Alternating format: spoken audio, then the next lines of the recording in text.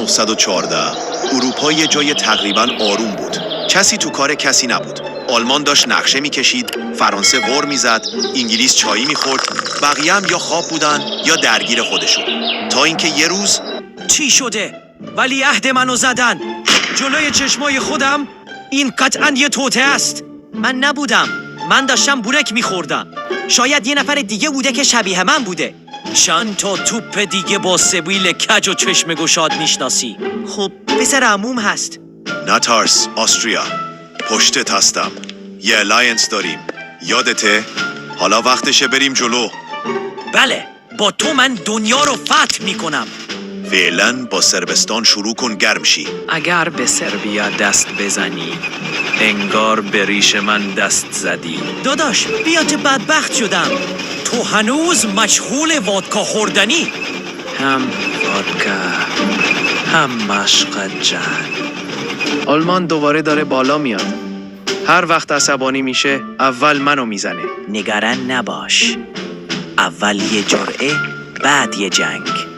باید سریع فرانسه رو بزنم، بعد روسیه، بعد همه. داره میاد، کمک. باشه ولی بذار چایمو تموم کنم. و اینطوری با یک گلوله نصف دنیا طرفدار یکی، نصف دیگه دشمنش شدن. اتحاد سگانه مقابل اتحاد چهارتایی و هیچ کس دقیق نمیدونست چرا. آخه مگه ما چی گفتیم؟ همه چی تقصیر توه. بزن بریم. نقشه شلیفن آماده است. از بلژیک رد میشیم و هاپ. باز از بلژیک؟ جدی؟ تو بلژیک رو بزنی منم میزنم. حالا یه راه کوچولو بود دیگه. باشو به جنگ. هنوز شروع نکردی خسته ای؟